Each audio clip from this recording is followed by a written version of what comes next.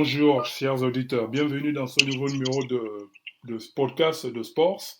J'ai avec moi un invité exceptionnel qui est Cyril Kapama, qui est bien connu des médias, aussi bien radio que web TV, voire même télé au Cameroun. Et Michel Ateba, qui anime Volume 3 au Cameroun, et en même temps responsable sports pour le Cameroun. On a aussi Daniel Kelak qui travaille avec Michel pour Sports au Cameroun et tous les deux avec John Atisso, Vincent Camto, Evelyne qui est au Nigeria, couvrent actuellement pour Sports la CAN 2021 au Cameroun. Donc, on a une actualité assez intéressante aujourd'hui.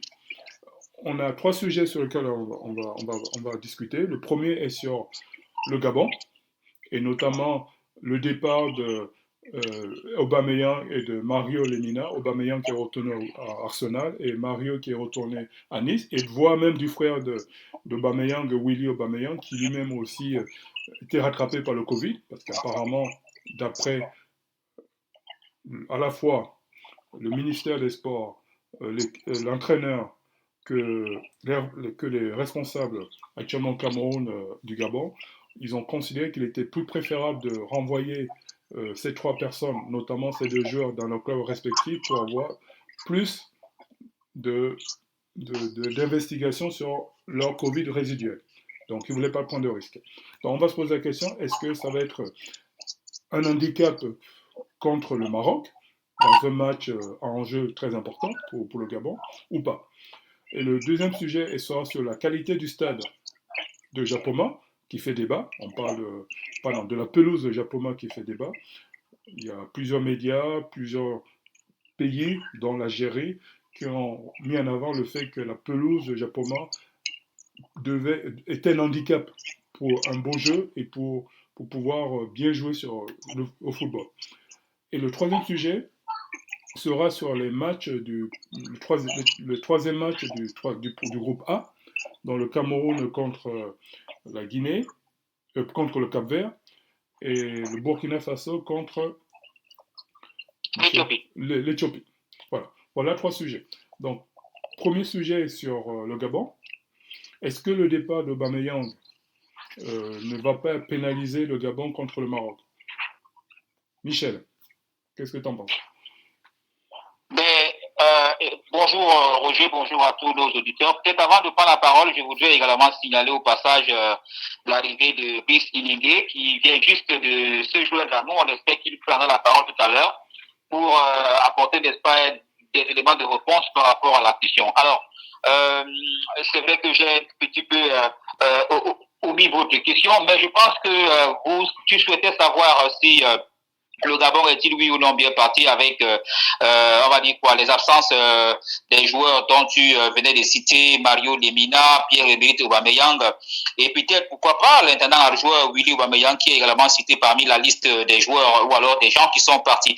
Non, oui, écoutez, je pense que le Gabon, depuis le début de cette compétition, montre quand même, n'est-ce pas, une certaine envie, sans Aubameyang, sans Lemina, n'est-ce pas, d'aller de l'avant, puisque aujourd'hui le Gabon a quand même une position, on va le dire, honorable, puisque l'équipe est à 2 pas, pour ne pas dire à 1 pas, n'est-ce pas, de la qualification pour le second tour. Donc, pour moi, je ne sais pas si l'absence ou la présence de ces deux joueurs, Lemina et Aubameyang, pourrait jouer en faveur ou en défaveur. Je constate tout simplement que avec leur absence, le Gabon est bien placé pour se qualifier pour le second tour. Voilà, de manière ramassée, tout de go comme ça, ce que je peux déjà dire.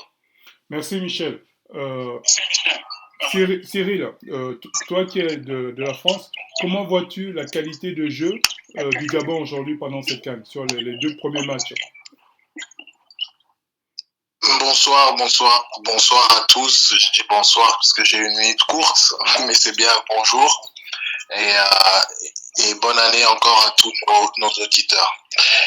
Moi, ce que je pense surtout, c'est que il faut trouver une certaine homogénéité dans le groupe et que à partir du moment où on arrive à faire sans ces stars, il faut simplement se demander où est-ce qu'on veut aller. Est-ce que c'est pas le moment de faire un tournant parce qu'il y a toujours eu des problèmes autour de ces deux joueurs? Je trouve que le Gabon joue très haut, Ils ont un pressing assez intéressant et je pense qu'il y a des joueurs qui étaient un peu frustrés ou un peu renfermés de par la présence de ces deux icônes, arrivent un peu plus à se lâcher. Bon, la question, c'est de savoir, est-ce que dans le dernier effort, dans la dernière étape, est-ce que le Gabon va pas manquer de maturité? C'est juste ça, pour moi, la réelle question à se poser. Mais quoi qu'il arrive, avec cette formule des meilleurs troisièmes qui passent, les 4 meilleurs troisièmes, ils ont toutes leurs chances de se qualifier. Ok, bon, ça c'est un bon point. C'est vraiment, j'apprécie cette mise en avant du fait que c'est peut-être le moment pour le Gabon de renouveler son effectif et de donner de la lumière et de mettre en avant des jeunes ou des personnes, des joueurs qui jusqu'à présent étaient un peu sous l'ombre notamment de Aubameyang. Brice, toi qui es le président des supporters du Gabon, que penses-tu de la réflexion de Cyril?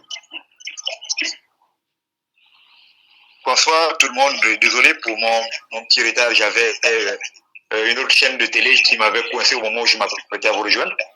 Pas de souci, Brice. Et je suis venu directement me trouver à l'hôtel, donc ça m'a empêché de vous rejoindre.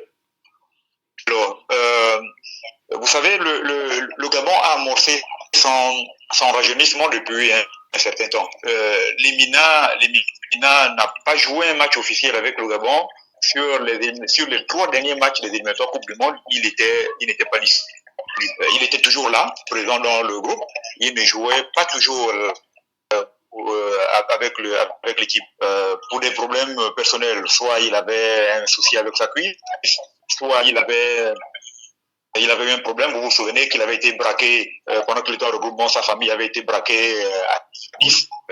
Et donc les 3 derniers matchs, l'équipe nationale pour les éliminatoires. Vous me suivez? Oui, Brice, vas-y, on t'écoute. Donc, les 3 derniers matchs des éliminatoires Coupe du Monde, il n'avait pas été. La préparation, il ne l'a quasiment pas faite avec le groupe. Et on se retrouve là. Donc, le coach a déjà une certaine structuration de son équipe en l'absence de Limina. Maintenant, pour le cas Obama, il est un peu plus délicat pour nous parce que c'est l'attaquant le plus utilisé de la sélection nationale. L'un des plus expérimentés d'ailleurs, mais qui, malgré son expérience et tout ce qui va suivre, a quand même à certains moments laissé l'équipe jouer. Et là, ça donne l'occasion à tous les jeunes qui veulent se montrer de pouvoir saisir leur chance.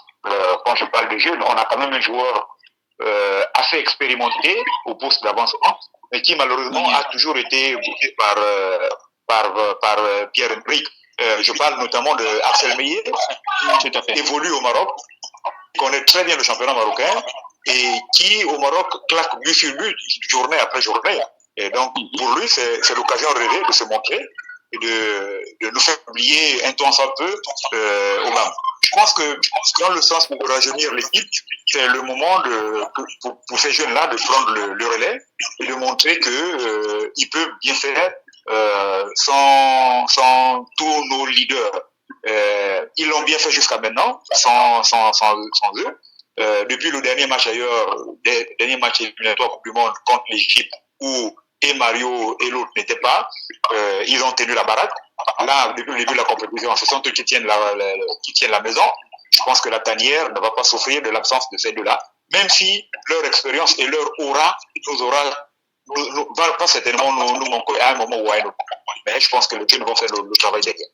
Ok, alors parlons un peu de ce jeune qui a marqué le but contre le Ghana, qui a remplacé, je crois que si je me rappelle bien, comment il s'appelle, attendez que je Denis Bouanga, Jim Alevina. Tout à fait. Jim Alevina.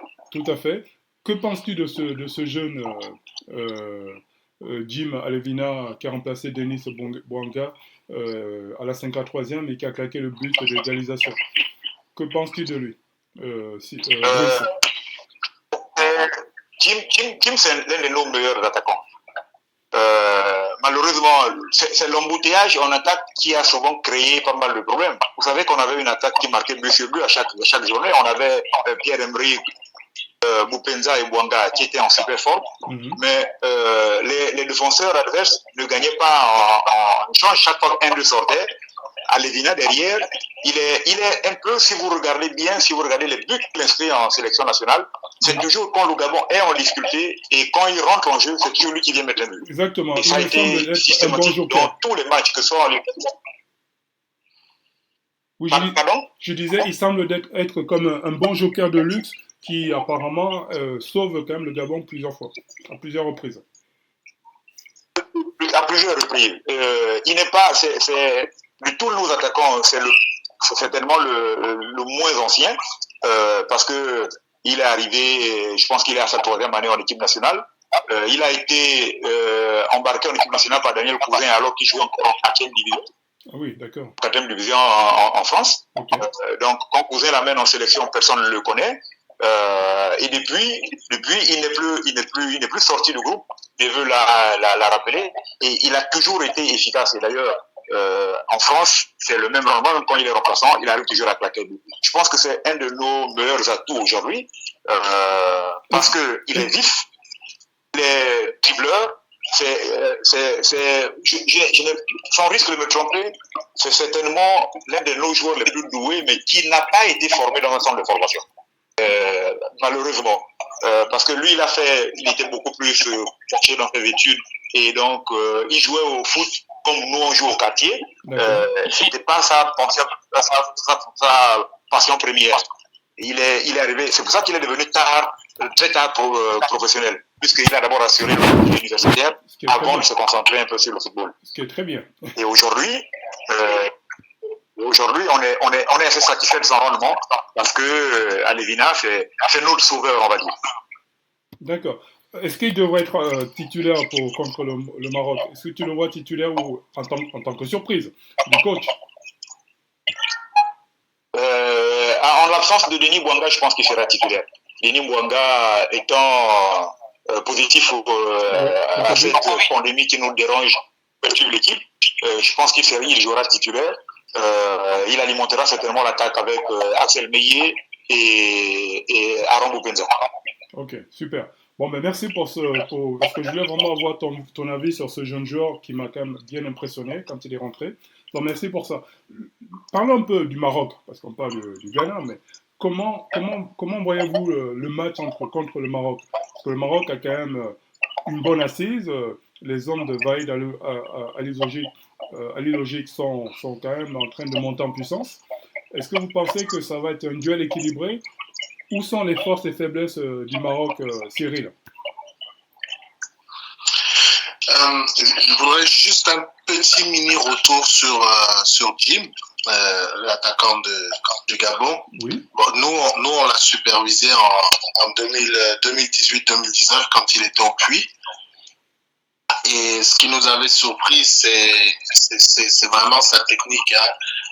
C'est quand même un ailier gauche qui a le pied fort droit et il a une grosse capacité et vraiment quelqu'un qui a la tête sur les épaules parce qu'il a obtenu son premier contrat pro aux alentours de 2019, donc c'est tout frais. Donc c'est vraiment un joueur en Afrique qu'il faut choyer, chouchouter et mettre en avant. C'est-à-dire que la fédération doit avoir des exigences avec lui. Il ne faut plus qu'il joue dans les petites divisions, il faut maintenant qu'on l'aide à travers les compétitions internationales comme la CAN et autres, on l'aide à signer dans des clubs plus huppés. Ça, c'était la parenthèse. Au niveau du Maroc, pour moi, le Maroc est à son meilleur niveau. Et à son meilleur niveau parce qu'ils ont un coach qui fonctionnait comme ça. Ça n'a jamais été un coach qui voulait que son jeu soit extravagant, avec une grosse possession de balle. Mais par contre, comme quand il était joueur, son équipe est chirurgicale. C'est-à-dire que sans avoir la possession de balle, le Maroc est capable de marquer 3-4 buts. Donc je pense que quand on joue contre le Maroc, la priorité, c'est pas de savoir si on va avoir le ballon ou pas, mais c'est d'être très attentif sur des détails les plus minimes. Parce que la moindre erreur peut se payer cash et de partout, dans toutes les situations. Ils ont marqué autant de buts sur coup de pied arrêté que sur jeu direct en transition ou en possession. Sur ce que j'ai noté en statistique, ils sont à peu près au même nombre de buts sur ces trois situations-là. Donc c'est très impressionnant. Mais les failles, c'est justement que quand ils ont le ballon. Les deux latéraux montent en même temps et les buts qu'ils ont pris se sont toujours pris du côté inverse de celui qui avait le ballon. Donc ça veut dire que les deux latéraux montent et il n'y a pas vraiment de compensation. Donc ça peut être un bon point pour l'adversaire. Ok, merci pour cette analyse, Cyril, très intéressant. Alors, Cyril et sans doute Michel particulièrement, quel joueur t'impressionne le plus dans l'équipe du Maroc, Michel? Non, écoute, Roger, je n'ai pas de préférence en tant que tel pour un ou deux joueurs. Vous savez, le Maroc est une constellation, on va dire, de joueurs. Donc, moi, je vois beaucoup plus tout le groupe parce que, justement, comme le disait Cyril, pas mal, le Maroc est quand même fait partie des pays qui nous ont démontré, n'est-ce pas, lors des 2 premières journées qu'ils avaient du potentiel, ces pays-là, ou alors qu'ils avaient du potentiel, ces sélections-là. Et vous voyez très bien que le Maroc s'en est sorti avec 6 points. Donc, c'est une équipe en bloc carrément qui joue pratiquement tous pour un et le un pour tous lorsque vous les voyez jouer.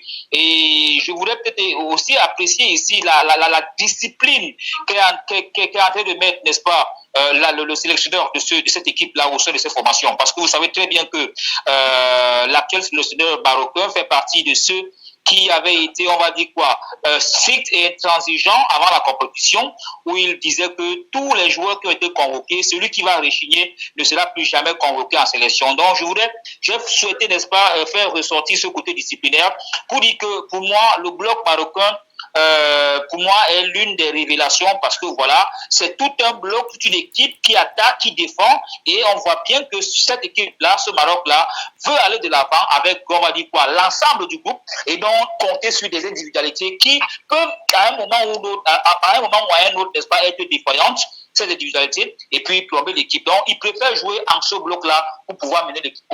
Ok, bon, le Maroc est un bloc équipe qui est taillé pour aller loin, d'accord? Ça, c'est tout à fait dans la philosophie de coach Vaïd, donc qui était connu comme défenseur rigoureux, très tactique et qui savait aller au combat. Donc, c'est un peu l'image de leur coach.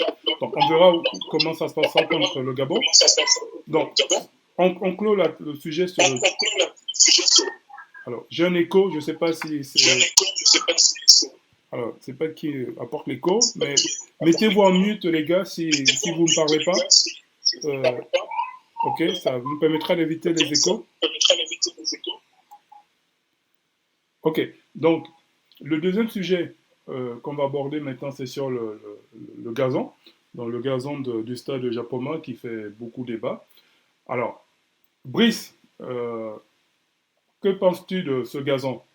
Est-ce que tu as eu l'occasion de le voir de près? Je n'ai pas eu malheureusement, mais j'ai eu des informations seulement de Michel. C'est lui qui m'en a parlé, qui m'a décrit un peu l'état de ce gazon-là.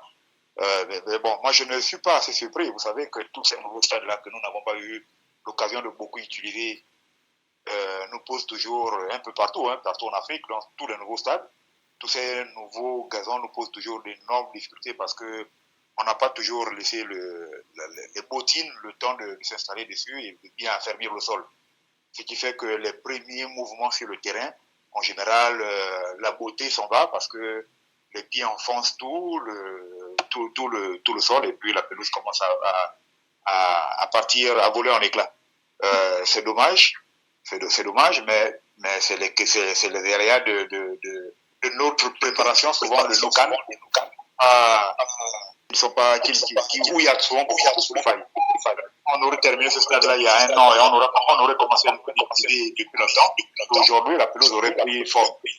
Malheureusement, si on laisse la pelouse uniquement pour sa couleur, en se disant que le vert, sans savoir que souvent la pelouse a besoin d'être utilisée pour qu'elle vive, pour que le sol s'affermisse. Malheureusement, si on fait vert, c'est tout une difficulté. Ok, donc merci pour cette analyse. Oui, moi je pense, Allô Roger? Oui, laisse-moi juste pour introduire toujours sur la pelouse. La pelouse de Japoma. Allô Roger? Oui, Oui, Michel, pardon. Allô, Oui, Roger? oui, Michel, pardon. Ah, alors, je pense que l'état de la pelouse, autant pour moi, l'état de la pelouse du complexe sportif de Japoma devient de plus en plus inquiétant. Je voudrais prendre pour preuve, voilà, pour illustration, justement, le coordinateur de ce complexe-là, l'honorable Zoké, qui a fait une sortie, n'est-ce pas, ce matin, chez nos confrères, n'est-ce pas, de la télévision et même de la radio nationale, où lui-même, il a reconnu justement que cette pelouse-là était mauvaise, mais que pour ce qui est de l'inquiétude, parce qu'il y a une rumeur qui court depuis quelques heures, depuis hier dans la nuit, j'ai eu l'information selon laquelle il y a une réunion du comité exécutif qui en principe se tient en ce moment par visioconférence, où il est question de délocaliser, n'est-ce pas, les rencontres de la troisième journée qui doit en principe se disputer ici à Douala, notamment l'Algérie qui doit affronter la Côte d'Ivoire et le Mali qui devrait jouer contre la Mauritanie. Donc, je pense que les travaux ont commencé, même si la rumeur de la délocalisation est en train de persister, mais l'honorable Zoké et les images sont là. Les images que vous voyez d'ailleurs depuis quelques heures sur les réseaux sociaux, ce sont ces ouvriers-là qui sont en train de remettre en place, n'est-ce pas, le gazon. Et l'honorable parle, n'est-ce pas, d'une histoire, d'une question de saison. Il dit que c'est la saison sèche, que le gazon est en train de s'assécher parce que voilà, c'est pas la bonne saison, mais ils sont en train de tout faire pour pouvoir y remédier à la situation. Mais en gros, c'est un problème véritablement, ou alors véritable, et je peux comprendre les équipes comme l'Algérie, ou alors et même la Côte d'Ivoire, puisque Patrick Boumel ironisait un petit peu récemment lorsqu'il disait que l'état de la pelouse était bon. Non, il voulait plutôt dire le contraire, parce que effectivement, ce stade-là, cette pelouse-là, n'est pas du tout bonne pour une bonne circulation de ballon. Les équipes, les joueurs, tout le monde s'en plaint, et on espère que on va, n'est-ce pas, on va y remédier autant pour la situation dans les jours à venir pour que jeudi prochain, là, que les rencontres qui sont programmées puissent se jouer dans ce stade sans problème. Merci Michel pour cet avis. Cyril, la dernière question sur Japoma est pour toi. Est-ce que le mauvais état de la pelouse aujourd'hui de Japoma favorise plutôt les équipes qui subissent versus les équipes qui attaquent et qui dominent? Oui, bon, là, je vous confirme. Il y a bien une réunion du comité. Je pense qu'il a commencé aux alentours de 14h15. Par visioconférence. Ah, voilà. Et la décision de la délocalisation se fera jeudi matin. Ah, voilà. Voilà. Donc, ça, c'était pour le petit éclaircissement. Ensuite, bien évidemment, qu'on sait tous dans le football qu'une équipe qui prend le jeu a besoin d'une qualité de pelouse importante. Le seul truc que j'aimerais rajouter, et ça n'est pas des moindres, c'est que toutes les pelouses au monde, et ce n'est pas propre à l'Afrique, ont des saisons. Et cette saison-là qu'on vit, que ce soit en Afrique ou même en Europe, pourtant on n'est pas dans les mêmes climats, c'est le même, il y a la maladie. Il y a une maladie sur la pelouse qui fait que notre souci, pour moi, à Japoma, c'est que nous n'avons pas eu le temps de traiter la pelouse du fait de nos retards sur les travaux. Exact. Parce qu'en temps normal, c'est une pelouse, vu que c'est une pelouse naturelle, qui doit être traitée pendant 3 semaines avant utilisation. Et ensuite, elle doit être traitée une fois par jour. Donc, après l'utilisation, elle doit être traitée pour être réutilisée le lendemain. Et vu qu'on a été en retard sur toute la programmation, sur toute la construction et les travaux, nous n'avons pas eu ce temps-là, puisqu'il fallait utiliser pendant le CHAN les terrains pour voir si c'était conforme pour la CAN. Et donc, on se retrouve maintenant sur des terrains abîmés.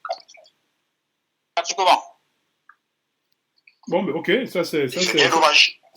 C'est clair, c'est une belle analyse, Cyril.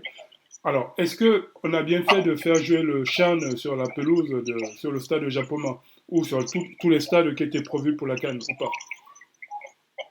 Non, mais écoutez, la question de faire jouer le Chan sur Japoma ne devrait pas se poser puisque, comme Cyril l'a si bien dit, au moment où on jouait le Chan, c'était pas la même saison. Et justement, moi, je me rappelle bel et bien pour avoir couvert la demi-finale, je crois les quarts de finale, oui, entre le Cameroun, oui, les quarts de finale entre le Cameroun et la RDC. Cette pelouse elle était verdoyante, elle était, on va dire quoi, rayonnante, elle était belle, elle fleurissait, elle permettait de pas tous ces qualificatifs. C'était une belle pelouse, justement, qui était bien arrosée. Et ce que Cyril dit, je confirme justement parce que le Cameroun, avant cette compétition, avant cette CAN-ci, était beaucoup plus plongé dans est-ce qu'on va organiser ou pas. Et on a l'impression que les gens ont oublié, n'est-ce pas, beaucoup de choses, par exemple l'arrosage ou alors le traitement de la pelouse. C'est le cas avec la pelouse, n'est-ce pas, du Japon. Lorsque vous la voyez, on y voit encore du sable, on comprend qu'il n'y a pas eu un traitement spécial et même spécifique, n'est-ce pas, de cette pelouse avant cette compétition. C'est comme si on a été surpris que voilà, les rapports vont se jouer, et puis voilà maintenant le résultat aujourd'hui. Ok, donc on verra la décision sur Japoma apparemment aujourd'hui. Jeudi. C'est jeudi, d'accord. Donc on verra ce qui sera décidé, mais je pense qu'il faut donner la. Je pense qu'il faut donner. Alors attendez, il y a un petit bruit de fond. Ok, donc abordons le troisième sujet rapidement, qui est sur les matchs du groupe A. Donc le troisième match du groupe A entre le Cameroun contre le Cap-Vert et le Burkina Faso contre l'Éthiopie. Alors, d'abord Cameroun-Cap-Vert. C'est quand même une surprise que le Cameroun fasse match nul contre le Cap-Vert. On s'attendait à ce que le Cameroun batte facilement le Cap-Vert. Brice, qu'est-ce que tu as pensé de ce résultat? Bon, écoutez, du match Cameroun-Cap-Vert, je ne m'attendais pas vraiment à grand-chose. Je m'étais dit que les Lions étaient qualifiés. Et en général, quand une équipe est qualifiée, il y a quand même un certain relâchement, une certaine pression qui tombe. C'est vrai que jouant à la maison, on aurait voulu que les Lions fassent le carton plein pour faire plaisir à son public. Mais de l'autre côté, il faut se dire que dès qu'on s'est qualifié et qu'on veut seulement garder la première place, un seul nul aura suffi. Pouvait suffire et c'est ce qui a été fait. Mais le Cap-Vert, je ne sais pas pourquoi, ils aiment bien jouer le Cameroun. Parce que dans les derniers matchs que je regarde dans les confrontations Cameroun-Cap-Vert, cette équipe a toujours tendance à vouloir produire du jeu face aux Lions. Moi, c'est peut-être parce que, ce n'est pas peut-être parce que, disons que le Cameroun étant une des grandes nations africaines de football, le Cap-Vert, quand ils jouent une grande nation de football, ils ont envie de se hisser au niveau de son adversaire. Malheureusement, c'est le Cameroun qui n'a pas encore compris que quand vous jouez contre des équipes qui sont dites faibles, quand vous êtes un grand, il faut montrer que vous êtes grand. Si vous laissez le petit vous malmener, ça arrive toujours à ce niveau de... Moi, j'ai quand même beaucoup d'inquiétude pour la défense camerounaise qui, jusqu'à maintenant, ne me rassure pas. Parce que les buts que la défense camerounaise prend, en général, c'est toujours un attaquant qui a réussi à passer en revue quasiment voilà. Il passe complètement. C'est comme s'il n'y avait pas de système de blocage pour l'arrêter. Il est là comme un couteau dans le beurre et puis il s'infiltre. Et chaque fois que le Cameroun a pris un but, c'est toujours cette façon attortiste des défenseurs qui laisse passer le ballon. Bon, ça m'inquiète un tout petit peu. J'espère que l'entraîneur va corriger cette erreur-là parce que ça s'est répété il y a sur 3 matchs. Et lorsque le Cameroun aura une équipe portée vers l'avant, je crains qu'il n'y ait des dégâts derrière. Il faut absolument que le coach se mette dessus et qu'il corrige ça rapidement. Merci, Brice. Moi, je partage entièrement. Pardon, Michel. Merci, Brice. Je ne sais pas si Dani, tu es là, parce que j'ai besoin d'avoir ton avis. Tu es jeune, tu as une vision du football peut-être plus jeune que la nôtre. Est-ce que, Dani, est-ce que tu es là? Dani? Oui, Dani, la question est pour toi. Comme le disait Brice tout à l'heure, est-ce que le Cameroun, quelque part, parce qu'il se sentait déjà qualifié, n'a pas un peu pris le Cap-Vert de haut et n'a pas vraiment mis la rigueur et la même ténacité que le Cameroun a eu contre l'Éthiopie, tout en sachant et en reconnaissant clairement que le Cameroun a des failles et des faiblesses évidentes et flagrantes, qu'on le voit aujourd'hui quand elle joue contre les petites nations. Est-ce que, Dani, le Cameroun n'a pas un peu pris le Cap-Vert de haut sur ce match-là?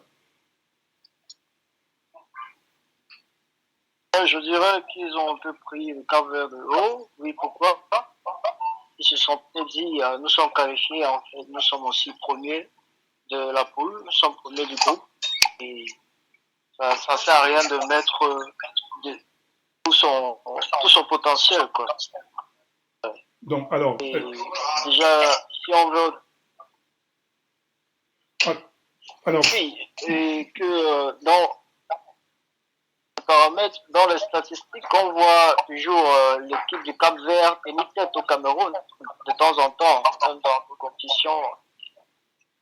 Donc, c'est comme s'ils maîtrisent déjà les points faibles des Lions. Alors, merci Dani sur ce point-là. Alors, Michel, la dernière question, avant l'avant-dernière question pour toi, avant celle de Cyril.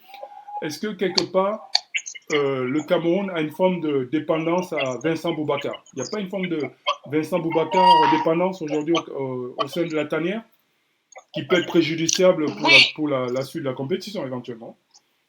Oui, bien sûr. Écoutez, c'est comme si tu posais la réponse. Je pense que Vincent Obakar, sur l'ensemble des buts, il est le meilleur buteur aujourd'hui de cette équipe et même de la compétition avec ses réalisations. On pourrait dire justement qu'il y a une interdépendance Vincent Obakar. Mais disons-le, le garçon tire son épingle du jeu et moi je pense que c'est tout bénéfique pour le groupe. Mais moi je voulais plutôt revenir sur un fait et je pense que tout à l'heure, Brice le disait.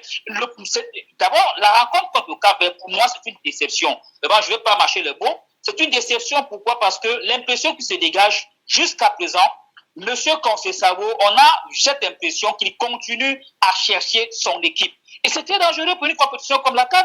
Vous n'avez pas, vous êtes pays organisateur, mais vous n'avez pas une équipe type. Vous n'avez pas une stature type qui peut, n'est-ce pas, ou lorsque vous avez match, on sait par exemple que Oana sera au goal, Ngando sera en défense avec Sepatro Castelletto, Faye sera de l'autre côté, et nous, Tolo ici là. Au milieu, on sait déjà les joueurs. En attaque, même chose. Vous voyez bien qu'à chaque rencontre, je prends le cas simple de la défense. 3 matchs, Monsieur Conceição nous a présenté, on va dire quoi, 3 nouveaux défenseurs qui se sont, disons-le ainsi, associés à Michael Ngandou. Cameroun, Burkina Faso, vous avez un Ongene qui s'est associé à Michael Ngandou. Cameroun, Éthiopie, vous avez un Castelletto qui s'est associé à Ngandou. Cameroun, Cap-Vert, hier, vous avez Harold Moukoudi qui s'est associé à Ngandou. Et justement, hier, on le disait, monsieur Harold Moukoudi, qui a presque le même système, ou alors le même, on va dire la même philosophie de jeu que Michael Ngandou. Pourquoi est-ce que M. Conceição a pu aligner Moukoudi et Ngandou qui ont presque le même système de jeu? L'entraîneur Cyril vraiment qui est là pour être de répondre. Au milieu du terrain, vous avez bien vu que ce milieu, il a fléchi. Monsieur Zambo-Anguissa, on ne sait pas s'il est suffisant, s'il est déjà très fort. Il ne veut plus faire assez d'efforts parce que hier, on a vu un Zambo-Anguissa être phagocyté pratiquement pour le milieu de terrain. Maintenant, à l'attaque pour terminer, Eric Maxime Choupo-Moting. Retenez bien ce nom. Ce garçon a été le meilleur joueur contre l'Éthiopie, mais hier, vous vous êtes bien rendu compte que Eric était au banc de touche. Pourquoi? Allez poser la question à M. Conceição. Un point très très précis là-dessus. Dernière question. Merci Michel, c'est clair. Mais comme on sait, c'est chaque sélectionneur décide de son équipe. Alors, je ne sais pas, j'ai un écho. Il y a quelqu'un qui fait un retour écho. Alors, s'il te plaît, peux-tu te mettre en mute? Comme ça, on n'a pas les échos. Alors, Cyril, la dernière question pour toi, pour le Cameroun. Moi, ça fait un moment que je répète que le milieu de terrain du Cameroun est très faible. Contre les petites nations, ça va aller. Mais quand le Cameroun va devoir affronter des nations du même niveau que lui, est-ce que le milieu de terrain du Cameroun aujourd'hui n'est pas un peu je ne parle pas de la défense, mais je parle particulièrement du milieu de terrain, n'est pas aussi un point faible aujourd'hui pour amener le Cameroun loin dans cette compétition. Ce n'est pas gênant. Ce n'est pas gênant. Comme l'a dit Michel, et comme je le dis depuis le début, déjà en tant que coach, je me refuse de trop en dire sur les autres confrères. Néanmoins, je donne mon analyse et mon analyse est la suivante. Si vous faites 30 matchs avec Conceição, vous avez 30 systèmes de jeu différents. Et là est tout le problème. Parce qu'on peut accepter d'avoir un milieu de terrain un peu plus faible, parce que nous n'avons pas les joueurs, ou parce que nous ne voulons pas sélectionner les joueurs, parce qu'on a un système de jeu, on a une idéologie de jeu qui sera portée sur la défense, plus bétonnée, ou sur l'attaque, ou sur des relances, sur de la transition, sur plein de choses. Mais là, le problème, c'est que je pense qu'on fait un 11 de départ avec des noms et des CV. On regarde qui joue où, et puis on sur le terrain, et voilà. Le véritable problème, c'est ça. Par rapport à notre équipe, c'est que les matchs, chaque match qu'on va encore faire, on aura une équipe différente.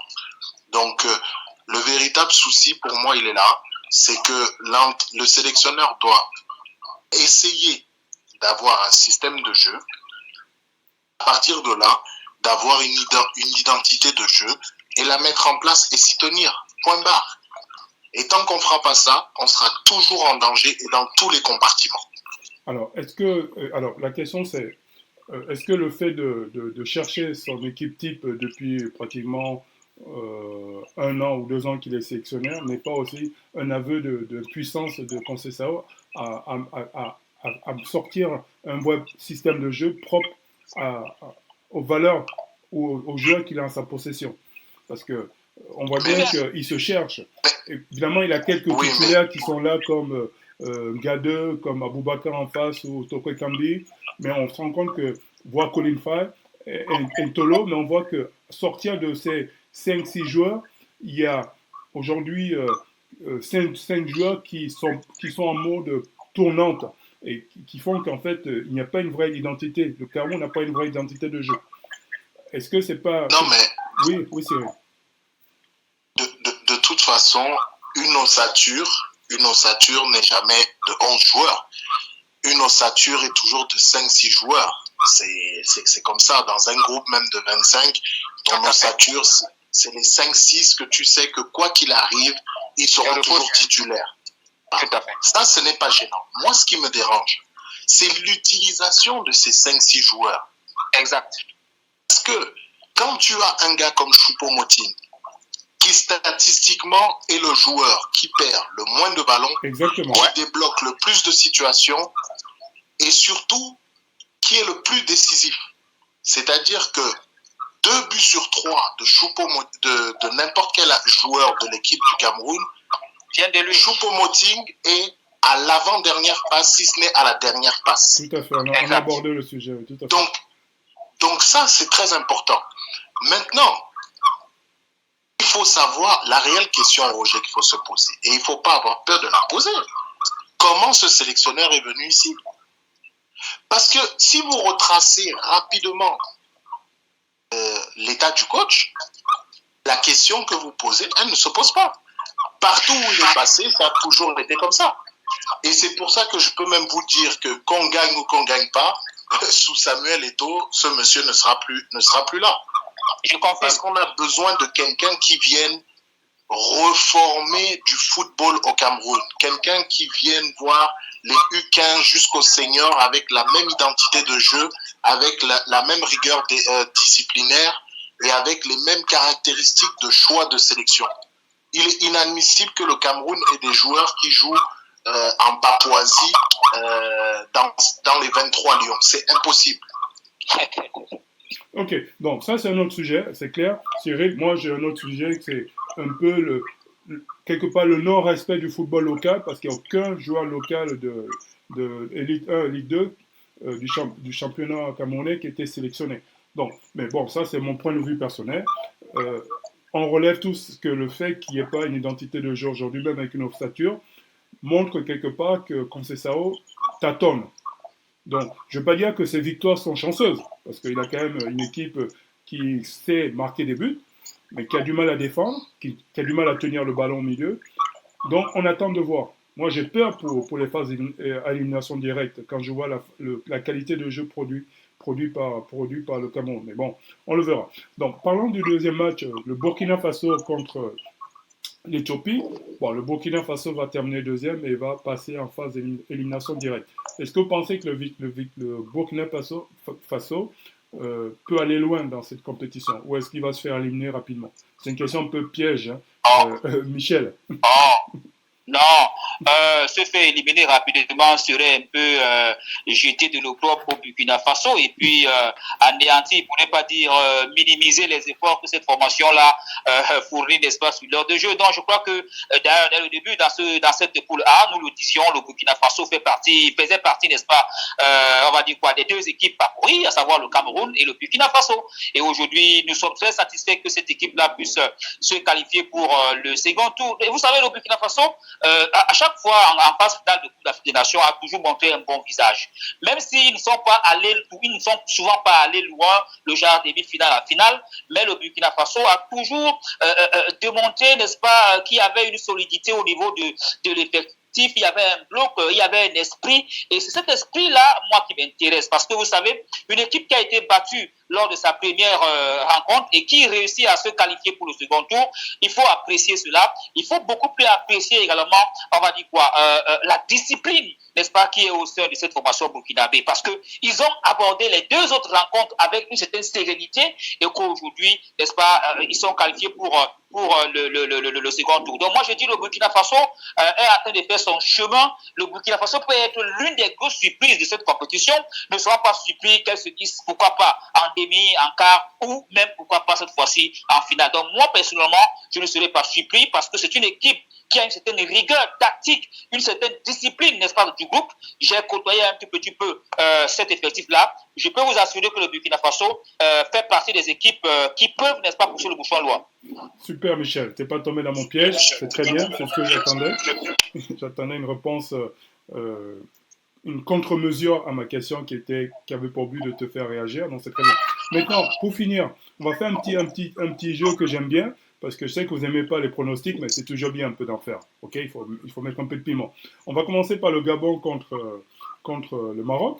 Et j'ai déjà posé la même question à Brice il n'y a pas longtemps. Brice, c'est quoi le pronostic Gabon-Maroc pour toi? Je sais que Brice va me dire, en tant que supporter du Gabon, c'est la victoire du Gabon, mais c'est quoi le pronostic? Brice, il est là? Parti. Il est parti. Donc, alors, qui va se mouiller pour Gabon-Maroc? Gabon-Maroc, moi je vois un jeu très serré, 0 but partout. D'accord. Cyril? Moi, je vois 2-0 pour le Maroc. D'accord. Dani? 2-1, 2-1. Un but d'Akimi. 2-1 pour le Maroc. C'est ça? Pour le Maroc. Ok. Oui, pour le Maroc. Et moi, je vois un partout. Gabon-Maroc, un partout. Alors, celui-là, il faut vous répondiez, les gars, parce que ça va faire un écho important. Et c'est un vrai clash de titans entre l'Algérie contre la Côte d'Ivoire. Vous devez vous mouiller, les gars. On commence par Cyril. Pronostic.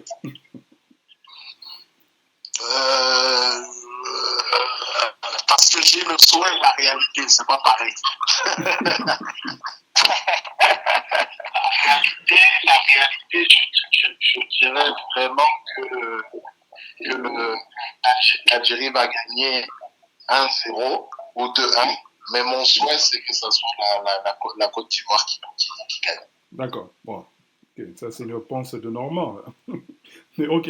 Donc, l'Algérie sortirait vainqueur. 2-1 pour l'Algérie. D'accord. Michel?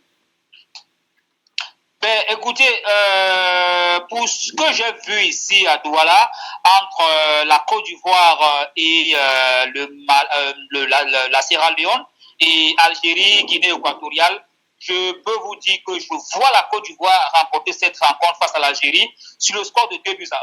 D'accord, ok. Et Dani? Bon, si on met de côté la chance, je vois l'Algérie passer avec 1-0. D'accord. Bon, personnellement, dès le début, j'étais un fan de l'Algérie, mais je suis déçu. Je suis déçu par la qualité de jeu, je suis déçu par l'engagement, et je pense que l'Algérie aujourd'hui doit se renouveler. Je ne sais pas ce qui s'est passé, mais l'Algérie doit se renouveler. Je pense qu'ils vont perdre 1-0 contre la Côte d'Ivoire. Et ça va être le vrai clash pour le tenant du titre.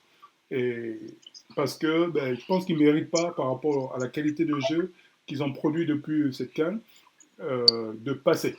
C'est triste, pourtant j'étais fan de l'Algérie, mais là je rends compte qu'il y a un renouvellement. Il faut qu'ils se renouvellent. Parce que même s'ils passent, à moins qu'ils montent en puissance et qu'ils changent totalement leur jeu, et qu'ils se prennent conscience que c'est l'Algérie, parce que c'est pas ce qui s'est passé, ils ont perdu l'identité du jeu, je sais pas. Ils ne devraient pas passer. En tout cas, ils ne mériteraient pas de passer. Voilà.